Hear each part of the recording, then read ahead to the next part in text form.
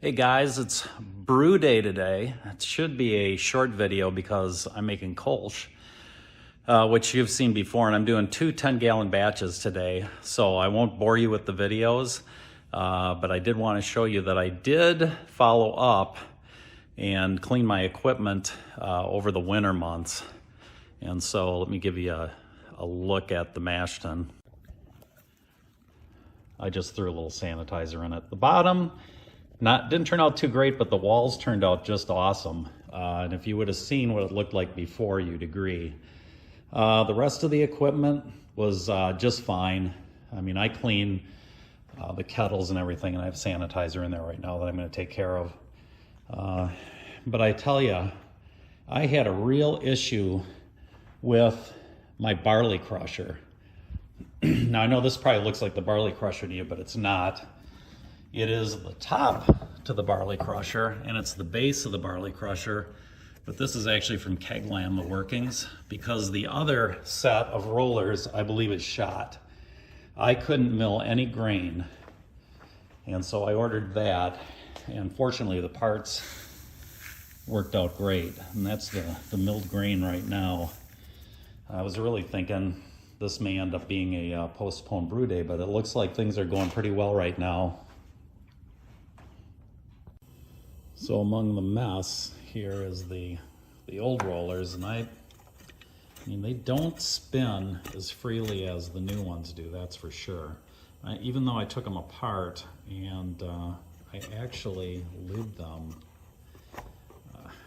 I'm not exactly sure what's going on with them, but I'm not sure whether all these little nubbies on here have worn down over the last 12 years that I've been doing all grain, or whether there's something a little more nefarious going on. Although when I tore it all apart, there really is not a lot to it. It's not rocket science. It's just, you know, a couple shafts, and I saw a copper sleeve on one side, but I don't know. It's kind of a mystery to me. It worked great all last year, and then the first time I tried to use it this year, it's not working. And I am really careful with this stuff. I always clean it with a brush when I'm done. And so anyway, I think it's time for these to go back. They're supposed to have a lifetime warranty through Barley Crusher, but I cannot get a call back from the guy yet, so I'm not sure what's going to happen there. So anyway, I will be back when this brew day is over and give you a quick recap. So I'm cooling down the first batch of Kolsch right now, and I've got about 35 minutes left in the mash tun over here on batch number 2, and it's sitting at 152 right where it should be. So it's been about 4 hours, a little over 4 hours since I started this. This is definitely going to be good to get 2 batches out of the way because I am so far behind on brewing. We've had torrential rains here along with ice and snow and cold, and I've actually had to cut the water off to the shop. And now that I'm back in, this kind of good weather pattern. I'm trying to just pack a few in before the next rain comes, which is tomorrow, and it's supposed to be a bad one. And then temperatures are going to dip again, so I kind of got to work this in as I can. All right, well, it's been a long day. It's about 4 o'clock in the afternoon. I started actually heating the water at about 8, but didn't really get started until, much later. I would say 9 o'clock, I think I was going. But I got the 2 batches knocked out. I'm actually chilling the final batch right now, so I'm still looking at probably half an hour before that's ready to go into the fermenting buckets.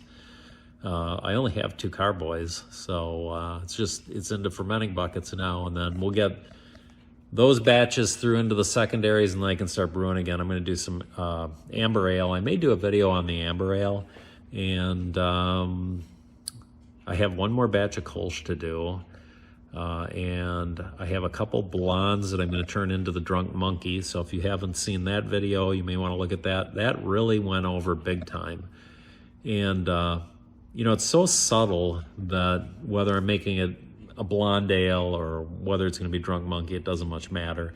They're both really, really good, clean, crisp beers that people seem to like. So, I doubt I'll split it because last year when I only made 2 cases of it, everybody wanted it and ran out really pretty quick.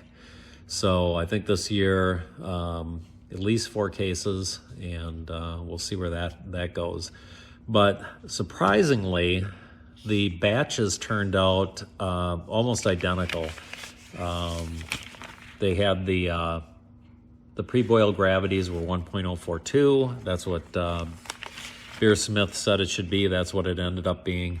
And then the post-boil gravities were 1.048. And I'm using the liquid Kolsch yeast like I always do because I haven't had good luck with anything else to really make a nice Kolsch. So that's kind of it for now. It's going to be a while because it's going to take a while to get through this whole fermenting. But then maybe I'll swing the amber ale in and do a video on that. So until then, hope you guys have a great day, a great week, and we'll see you next time. This has been a Matty Boy presentation. Say bye-bye, Matty. Bye-bye.